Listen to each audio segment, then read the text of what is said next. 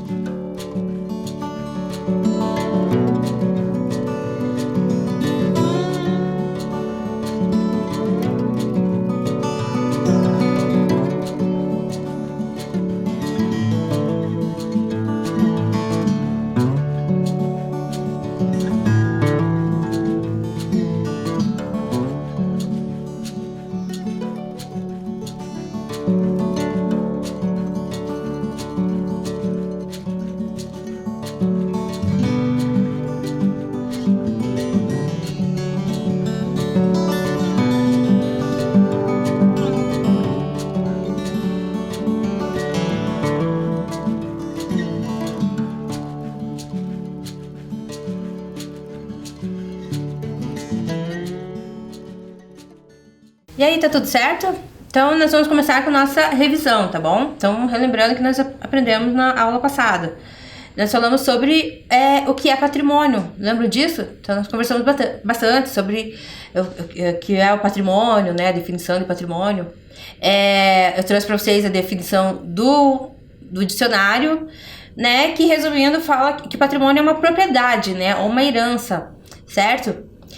Nós vimos que o filósofo que algum patrimônio nós guardamos e outros nós descartamos. Então, depende da importância que ele tem para nós.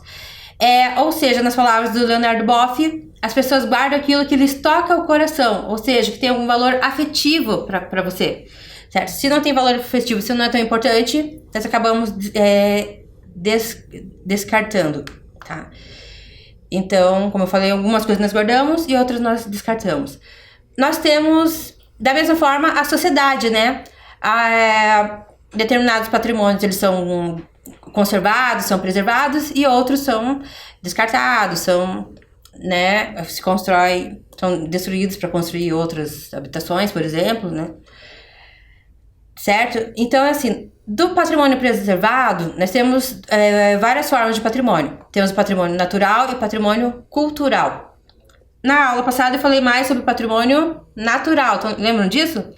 Então, que são aquelas paisagens que são importantes para a nossa história, para a cultura, e da mesma forma para a sociedade. Então, tem algumas paisagens, né, alguns ambientes que são importantes para a história da humanidade, por exemplo, né? O que lembra a questão que são importantes para a cultura. Então, é daquela floresta que se tira determinados produtos para produzir algum remédio ou um cosmético ou fazer um cesto, às vezes, né? Então, se for destruído aquele ambiente, acaba com aquele recurso natural, né? Ou com a própria existência de determinados povos, por exemplo, os indígenas, que dependem do ambiente, né?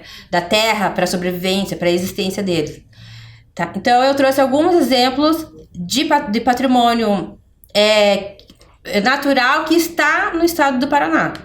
Assim, lembrando que alguns desses patrimônios são administrados pelo governo do estado, outros são administrados pelo governo federal, tá bom? Então, eu trouxe só os que estão aqui, alguns, né, que estão no território paranaense. Então, eu falei pra vocês da Baía de Paranaguá, Cataratas de Iguaçu, a Vila Velha, lembram? Falei também da Mata de Araucária.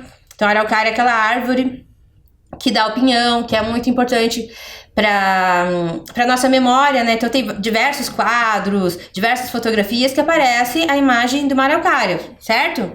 Então ela se tem que preservar também a questão do pinhão. Então tem muitas pessoas que têm, né, histórias do momento que elas consumiam o pinhão, de festas onde se consome o pinhão.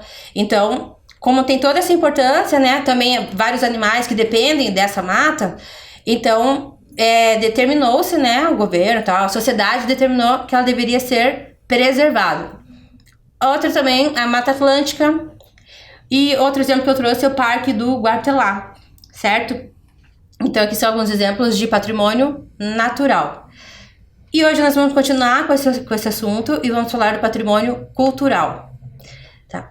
Para falar um pouco mais sobre patrimônio cultural, eu trouxe um especialista para vocês, que é o historiador Hugo Moura Tavares. Ele é historiador aqui da Fundação Cultural de Curitiba e ele é especializado, né, nesse assunto. Então, lembrando que em história nós consultamos outras áreas, consultamos os especialistas. Tá? Então, trouxe, por esse motivo, o historiador, né, Hugo Moura Tavares, para falar para vocês sobre o patrimônio e explicar melhor sobre esse assunto. Tá? Patrimônio, no caso, cultural, tá bom? Então, nós vamos ouvir o historiador Hugo Tavares. Olá, turminha.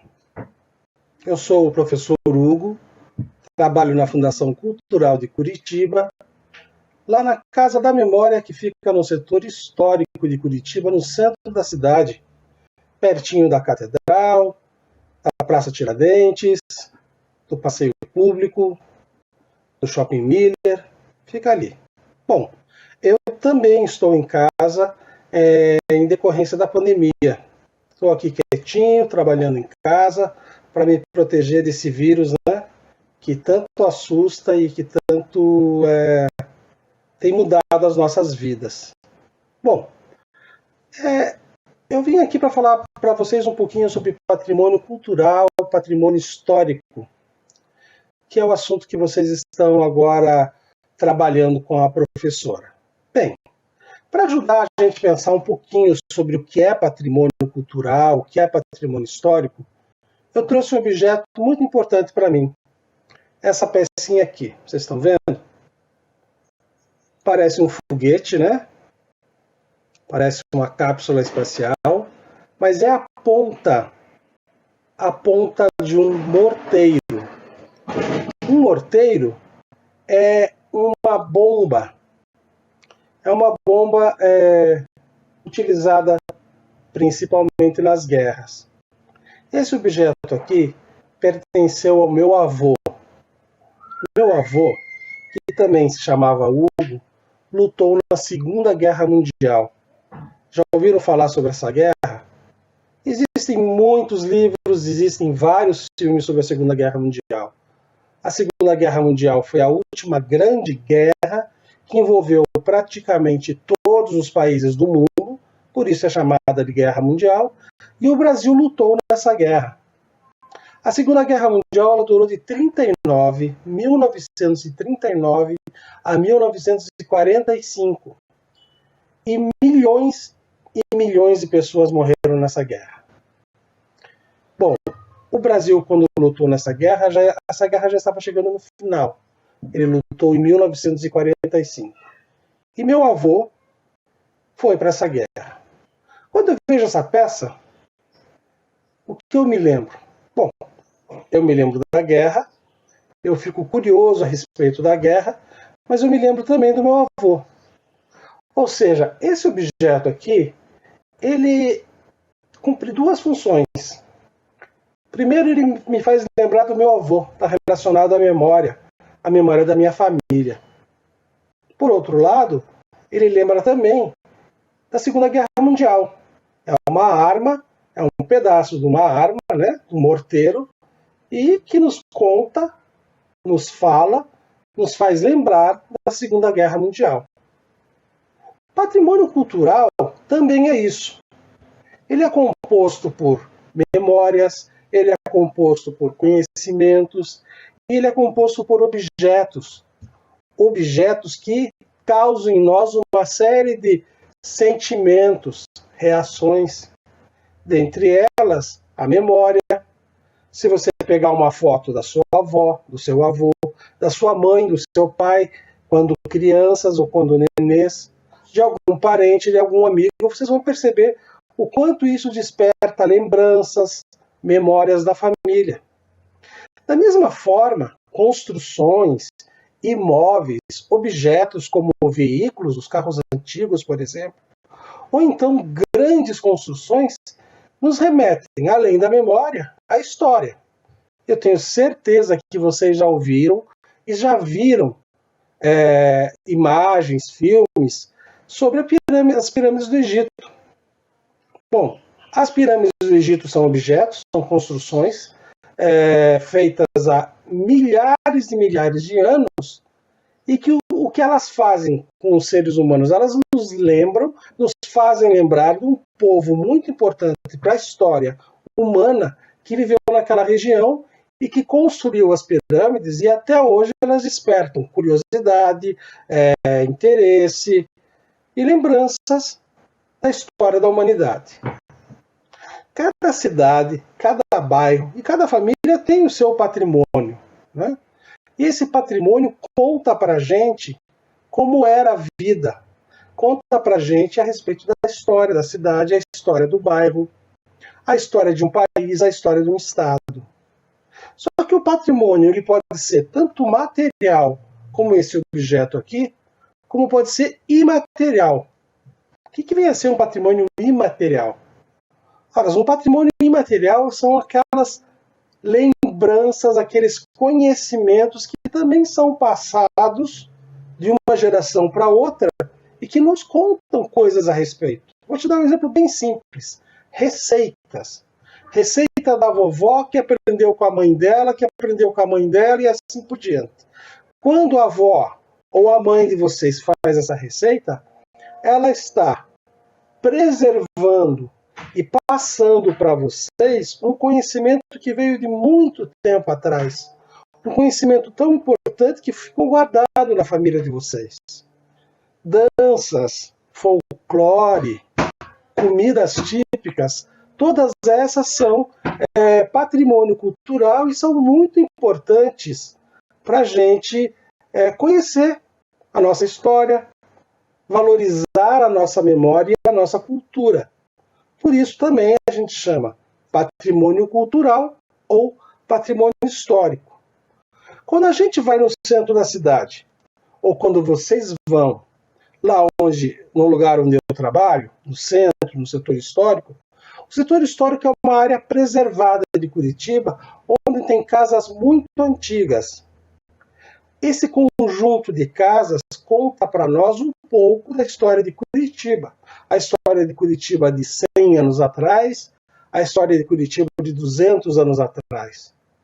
Essas casas que lá estão mostram para a gente como as pessoas moravam, como as pessoas trabalhavam, como as pessoas andavam, se locomoviam, e até, se a gente pesquisar um pouco mais, o que elas comiam, o que elas pensavam, qual era a religião delas. É para isso que serve o patrimônio. O patrimônio é uma grande herança que nós, hoje, vivendo aqui, passaremos para gerações que estão por vir. Com a preservação do patrimônio, a gente está preservando a nossa história, a gente está preservando a nossa memória. E aí, crianças? Gostaram do vídeo? Né? Viram que o professor Hugo também trouxe um objeto, né, que tem valor afetivo, que é importante para a história dele, para explicar, né, para falar sobre o patrimônio. Então, eu agradeço ao professor Hugo, né, pela explicação, por essa contribuição, tá bom? Bom, a legislação evidencia que os bens culturais devem ser preservados quando significativos como referencial de nossa identidade histórico-cultural. Ou seja, a lei determina o que deve ser preservado ou não, né? Ou seja, que deve ser descartado, que deve ser preservado. E nesse caso, aquilo que é importante para nossa identidade histórico-cultural, ou seja, que tem a ver com a história de determinados povos, para a afirmação da identidade, né, desses povos que fazem parte da formação brasileira, por exemplo. Então, africanos, indígenas, os europeus, asiáticos, né, todos os povos que formam a sociedade brasileira. Então, continuando aqui, também esse é o texto de uma historiadora, né, a Tânia Geyer-Elke. Então, ela diz também: isso porque o patrimônio cultural traz um sentimento de pertencimento e de identidade. É dinâmico e evolui de acordo com a criatividade do grupo social. Tá? Então, de novo, o que nós guardamos, aquilo que traz esse sentimento de pertencimento, né, de identidade. O patrimônio, ele foi também outro órgão responsável pela preservação, né, do patrimônio cultural, é o IPHAN. O IPHAN é uma instância nacional. Então tem diversos locais que você vai do Brasil que tem patrimônio tombado, preservado, unidade de interesse, né, de conservação, que é o IPHAN, que é responsável por isso. Então eu fui lá no site do IPHAN e pesquisei sobre essa questão do patrimônio. E o que eu achei? Que o patrimônio cultural pode ser dividido em algumas categorias, certo? Então eu trouxe aqui. Então, por exemplo, arquivos, azulejos, bens móveis, bibliotecas, cemitérios, comunidades tradicionais, espaços culturais, literatura, monumentos, música, bens naturais e saberes e fazeres. Certo? Então tem várias categorias. Então, assim, eu vou deixar aqui para vocês, vou pedir para vocês copiarem essas categorias pra gente fazer uma atividade depois, tá bom? Então eu vou deixar um tempinho para vocês copiarem aqui.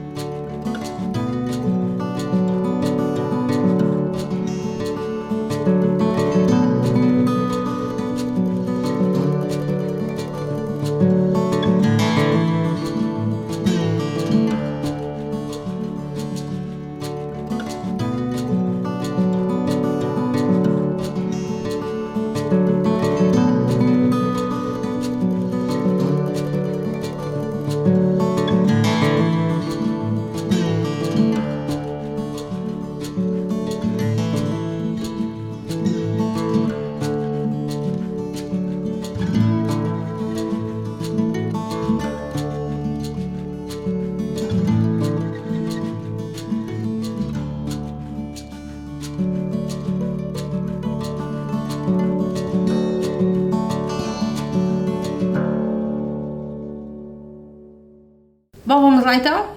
Agora eu vou explicar cada uma dessas categorias, tudo certo? Então presta bastante atenção pra vocês conseguirem fazer atividade depois, tá bom? E identificar também, né, quando você passear no centro da cidade, determinadas cidades históricas, você consiga identificar pelo menos algum desses, tá? Então nós temos aqui a biblioteca, tá? Biblioteca é aquele espaço, é um prédio onde se guarda os livros públicos. Então, o objetivo da biblioteca é a preservação desses livros e também você poder consultar, tá? Você pode usar um desses livros, fazer a leitura, emprestar em alguns casos também. Outra categoria que nós temos é azulejos.